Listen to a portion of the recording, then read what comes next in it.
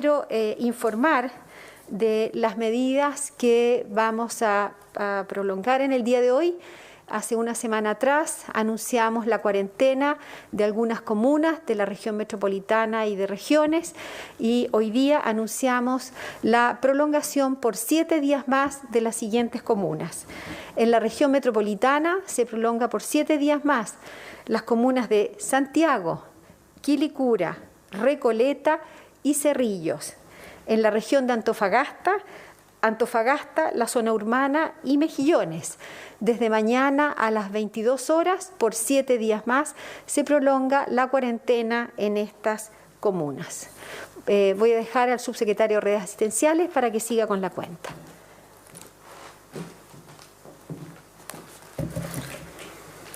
Muy buenos días. Complementando la información que acaba de entregar la subsecretaria Daza, las comunas que entraron en cuarentena el día viernes recién pasado, esas aún se mantienen en cuarentena, y nosotros vamos a entregar la información el día miércoles acerca si se alarga o no la cuarentena. En cuanto a la cantidad de pacientes que se encuentran hospitalizados en nuestras unidades de cuidados intensivos, al día de ayer tenemos 574 personas, de las cuales 474 se encuentran en ventilación mecánica, siendo 80 de ellas personas que se encuentran en un estado crítico. La cantidad de ventiladores que existen al día de ayer disponibles para poder atender a cualquier paciente que lo requiera en todo nuestro territorio, considerando la red integrada de COVID-19, son 606 ventiladores disponibles. Tal como lo mencionaba el ministro de Salud, nosotros hemos venido trabajando durante varias semanas, varios meses ya, en cuanto a poder aumentar nuestra capacidad. Recordar que nosotros teníamos un solo laboratorio en el mes de febrero que podía realizar exámenes por PCR. El día de hoy ya contamos con 73 laboratorios. Recordar que nos pusimos una meta de poder aumentar en 4.000 las camas para poder atender de buena forma la pandemia. Y hemos puesto ya en marcha 5 hospitales. Pudieron ver el día viernes, sábado, que ya se está instalando el hospital de campaña a un costado del hospital Sotero del Río. Hemos contado con el apoyo de las Fuerzas Armadas en incorporar más de 700 camas para poder atender los pacientes. Y así sucesivamente para poder cumplir con estos 4.000 camas, junto con el Centro Hospitalario de Huechuraba. Y en cuanto a ventiladores totales, nosotros comenzamos con 1.229 ventiladores y hemos aumentado permanentemente, semana a semana, la cantidad de ventiladores en cada uno de los establecimientos de salud.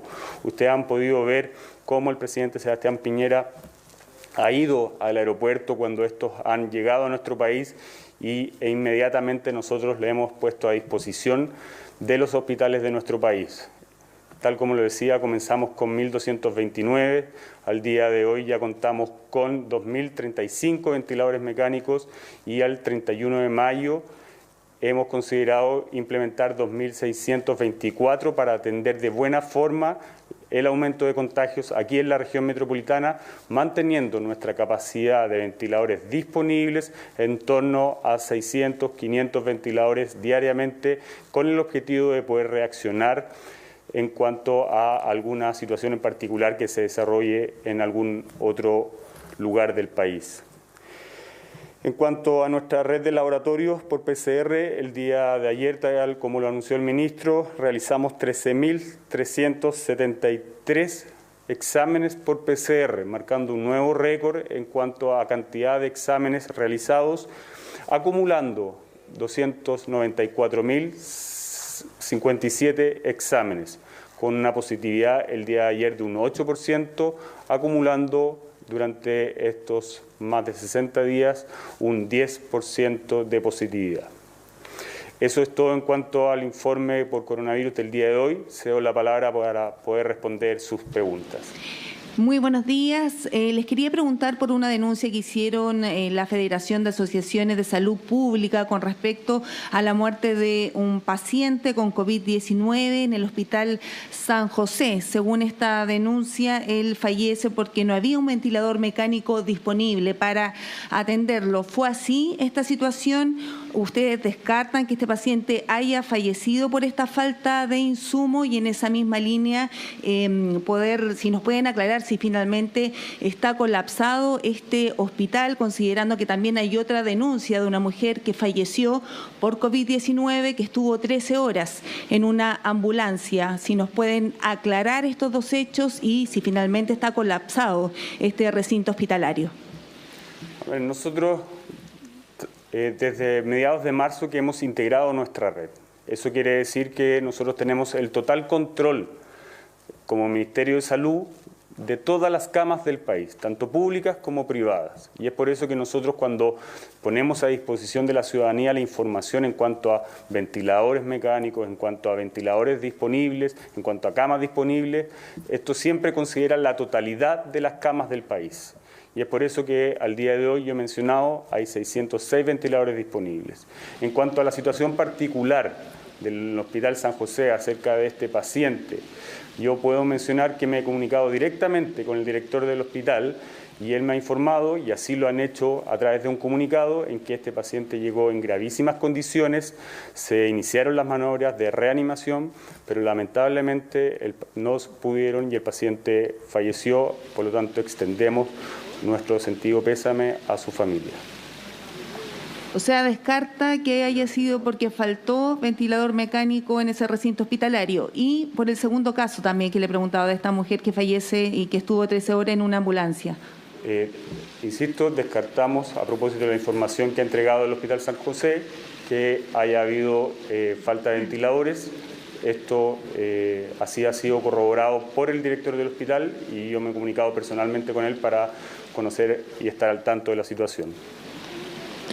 Buenos días. Durante este domingo usted dijo que actualmente hay una ocupación del 75% a nivel nacional de las camas, con apenas 550 ventiladores disponibles. ¿Cuál es la situación actual de las unidades hospitalarias?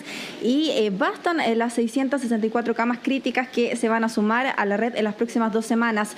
¿Cuándo también y bajo qué criterios se van a comenzar a trasladar los pacientes desde Santiago a regiones? Si pudieran transparentar esa situación, porque preocupa que la región metropolitana siga liderando los contagios con casi un 71%, lo mencionaba la subsecretaria. Ahora 80% de los casos nuevos están en la región metropolitana. Es lógico que la región metropolitana esté liderando los casos por ser una ciudad en donde viven casi 8 millones de personas, ¿ya? En cuanto a la estrategia de poder disponer de mayor número de ventiladores, de mayor número de camas, de poder realizar traslados a otras regiones, es tal cual como lo realizamos en la ciudad de Punta Arenas, como lo realizamos en la ciudad de Temuco, y es por eso que esto se repite. Ahora, obviamente, a una magnitud mucho mayor. ¿Por qué? Porque estamos en una ciudad de 8 millones de habitantes. Nosotros estamos trasladando ventiladores hacia la región metropolitana, estamos instalando los ventiladores que hemos adquirido en los hospitales de la región metropolitana, y de ser necesario, en caso de poder trasladar pacientes a otras regiones, también lo vamos a realizar. Pero obviamente nosotros tenemos que privilegiar primero la hospitalización dentro de la región metropolitana de acuerdo a la cantidad de ventiladores que tenemos a disposición de la ciudadanía. En caso, obviamente, de aumentar esta cantidad de contagios, nosotros vamos a aumentar aún más nuestra cantidad de ventiladores disponibles para mantener, insisto, entre 500 y 600 ventiladores disponibles para la ciudadanía a nivel nacional. Lo de las camas críticas, ¿bastan las 664 camas críticas? ¿Cuáles son las proyecciones del Ministerio de Salud? En cuanto a la cantidad de ventiladores, hemos comentado recientemente con una gráfica puesta a disposición en donde nosotros vamos a aumentar esta cantidad de camas, especialmente en la región metropolitana. ¿Para qué? Para que en cuanto a nuestra estimación de casos que necesiten hospitalización, de acuerdo a los casos ya contagiados, mantengamos este nivel entre 500 y 600 ventiladores disponibles. Aquí nosotros nos hemos comprometido a entregar cuidado necesario a cada uno de los pacientes que lo necesiten, sean de aquí, de la región metropolitana, o sean de cualquier otra ciudad del país, y para eso hemos estimado necesario el poder trasladar ventiladores, trasladar pacientes y trasladar equipos médicos en esta red integrada COVID-19 que considera la totalidad de las camas del país y sobre la cual tenemos el total control en estos momentos. Buenos días, subsecretario, ministro. La Sociedad Chilena de Nefrología está alertando sobre la situación de los pacientes con enfermedades crónicas renales. La pregunta específicamente es, ¿qué pasa con este tipo de pacientes? ¿Qué cuidados especiales se están tomando? Y más aún, considerando los centros de diálisis. Y en ese sentido, sí, ¿tienen pensado reunirse con el gremio para finalmente analizar esta situación? En relación a los protocolos, a las normativas de todos los pacientes, estamos hablando de los pacientes de hemodiálisis, los pacientes que viven con VIH, los pacientes que son inmunodeprimidos. El Ministerio de Salud tiene una normativa, un protocolo, que son los lineamientos generales para prevenir la propagación del virus y principalmente con estos pacientes que son tan susceptibles. Hoy día la Sociedad Chilena de Nefrología tiene la página web de su ministerio y lo agradecemos, una normativa que se alinea con los principales normativas del Ministerio de Salud con respecto a la prevención de la propagación del virus en los centros de diálisis. Nos parece que es una normativa muy completa, está muy clara para poder llevar a cabo, y en ese sentido agradecemos a la Sociedad Chilena de Nefrología por haber elaborado esta normativa que está alineada con los principios del Ministerio de Salud. Con respecto a su segunda pregunta, nosotros tenemos las puertas abiertas para las sugerencias y protocolos y normativas con todas las sociedades científicas que así lo requieran. Buen día, subsecretarios, ministros. Han informado hoy un nuevo récord en la cantidad de exámenes realizados, también más de 70 laboratorios que están procesando estos exámenes. Sin embargo, dentro de las últimas horas se ha conocido una denuncia del alcalde de Cerro Navia que indica que hay más de 1.200 exámenes pendientes en el Servicio de Salud Occidente, y además particularmente la situación del Centro Hospitalario Lucio Córdoba, donde se rechazaron exámenes por exceder el tiempo de conservación. En ese caso en particular, ¿cuántos exámenes, de ser efectivo, se habrían perdido por exceder este tiempo? Y en nivel nacional, ¿cuántos exámenes faltan por procesar aún que no es capaz de procesarse durante las 24 horas? Según el informe que ustedes entregan, tendríamos una capacidad aproximada de 14.000 exámenes diarios. ¿Cuántos no se alcanzan a procesar, y particularmente estos exámenes que se perdieron por exceder el tiempo? Con respecto a la red de laboratorio, así como tenemos una red COVID-19 para el manejo de toda la red, tanto desde el punto de vista de ventiladores, también tenemos una red de laboratorios a nivel nacional, donde existe una gestión con respecto a los exámenes, en caso que los exámenes no puedan ser manejados o no puedan ser procesados en un laboratorio, son distribuidos a otros laboratorios para que sean distribuidos en forma eficiente, y esa es la forma de trabajar y evidentemente para poder dar respuesta a los resultados de estos exámenes en forma oportuna. Yo personalmente no tengo en este momento los números exactos, pero sí les podemos decir que estamos a cargo del tema, que se hace una gestión. Hoy día tenemos más de 70 laboratorios disponibles para poder trasladar esos exámenes de un laboratorio a otro para poder dar las respuestas y los resultados en forma oportuna. Subsecretaria, entonces se descarta esta denuncia de que se habrían perdido algunos exámenes por exceder este tiempo en el Centro Hospitalario Lucio Córdoba. Hoy día lo que le puedo decir efectivamente que nosotros todos los exámenes que llegan a los distintos laboratorios, en caso de estar superando un tiempo, son distribuidos a otros laboratorios que el tiempo de espera es menor, y por eso hoy día tenemos más de 70 laboratorios distribuidos, y por eso el número de exámenes que estamos dando respuesta hoy día, que hoy día hemos duplicado el número de exámenes en los últimos 7 días para dar respuesta a las necesidades de la población. Subsecretarios, ministro, muy buenos días. Son dos preguntas de dos temas bastante sensibles. Lo primero tiene que ver con el regreso a clases, las clases presenciales. Hoy el ministro Raúl Figueroa, ministro de Educación, dijo no hay fecha de retorno a clases mientras no haya condiciones sanitarias. Cuando se habló de un retorno seguro a clases, por ejemplo, ¿no habían las condiciones sanitarias? ¿Hubo errores al momento de plantear, por ejemplo, ese regreso? Y si es que hay alguna proyección ahora de cuándo podrían existir esas condiciones. Eso en materia de salud. Y lo otro, algo que nos tiene bastante también preocupados, es la liberación de datos que hizo hoy un medio de comunicación, donde hay, por ejemplo, específicamente en sectores, en barrios, donde se identifican los casos con coronavirus, al menos positivos, confirmados al 8 de mayo. Finalmente, lo que se quería mantener en secreto, lo que se quería mantener resguardado, este mismo medio indica que se filtró desde el Ministerio de Salud. ¿Cómo responden a esa filtración? Voy a dar respuesta a la segunda pregunta. pregunta en relación a los mapas georreferenciales, la información está disponible, eso está elaborado en base al informe epidemiológico, que es un informe absolutamente público. Los datos están disponibles en los informes que se elaboran de parte del Ministerio de Salud y se publican con toda la información por comuna, por edad, por distribución geográfica y esa información es absolutamente pública. A la otra pregunta voy a dejar al ministro de Salud. Pero subsecretaria, lo que pasa es que es una filtración que hay en un medio de comunicación hoy día donde incluso aparecen, insisto, con las calles donde están los casos, más allá del debate de si es bueno o no que se haya publicado en este medio. De hecho, hay un debate abierto en redes donde dicen que hay un problema ético ahí, pero ¿cómo reciben ustedes que la filtración salga del Ministerio de Salud? Bueno, nos hemos informado, como usted ha señalado, de esta filtración. Los datos que ahí aparecen son verdaderos, vale decir, la información es correcta, corresponde a lo que tenemos registrado en el Ministerio de Salud. Nosotros usamos estas georreferenciaciones precisamente para hacer un trabajo más fino, como hemos empezado esta semana con los alcaldes, en que les mostramos precisamente dónde están concentrados estos casos para ver de qué manera podemos trabajar juntos en un lugar donde hay una concentración de inmigrantes con alguna infección o cuando no se pueden cumplir las medidas de aislamiento, producto de que la gente vive en lugares muy concentrados y más bien hay que referirlos a hostales sanitarios.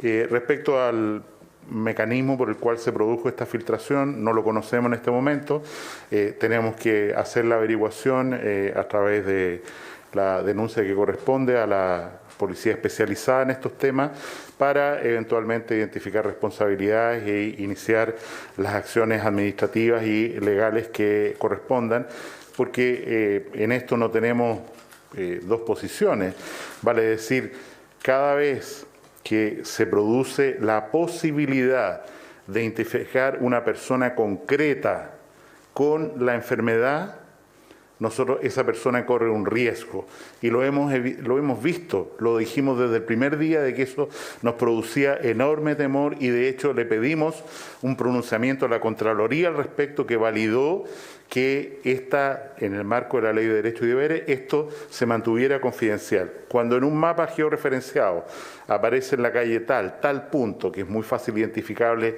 cuál es, ¿no es cierto?, para las personas que allí están, se produce un riesgo de discriminación, de violencia, etcétera, como lo han tenido incluso nuestros trabajadores de salud que no los dejan subirse a la locomoción colectiva o los vulneran en la privacidad de sus hogares. Y en ese sentido, lamentamos esta filtración, vamos a investigar y, como digo, está en la línea, la información existe, la usamos en el trabajo concreto con los municipios para identificar los lugares de mayor riesgo donde hay que hacer acción. Respecto al retorno a clases, como ya se mencionó en la pregunta, nosotros tenemos que informar al señor ministro de Educación, él es el que le corresponde dónde y cuándo, y no vamos a nosotros profundizar en ese tema porque no nos corresponde decir esta escuela en este lugar de tal manera, sino que sencillamente indicar los principios generales que permitirían en algún momento, en algún lugar, cuando se estime conveniente y prudente, que los escolares retornen a clase, que ojalá sea lo más luego posible. Eso sería todo por hoy. Les queremos agradecer su atención, sus preguntas y agradecer sin lugar a dudas el tremendo trabajo que se está haciendo en la región metropolitana del Gran Santiago por dar la pelea contra esta epidemia y estoy seguro que, como dije al principio, merced a habernos preparado oportunamente, tener los recursos, tener los respiradores, tener personal calificado, tener esta red de gente que se ha presentado para ser contratado, 8.000 personas a través del servicio civil hoy día, se han presentado con diversas cualificaciones para ayudarnos en esta situación, mediante contratos, por supuesto, es que tenemos ocupación, trabajo, dedicación, pero estamos tranquilos en que todos juntos vamos a poder salir adelante de esta crisis sanitaria, la más importante en los últimos 100 años, que afecta no solo a nuestro país, sino al mundo entero. Muchas gracias.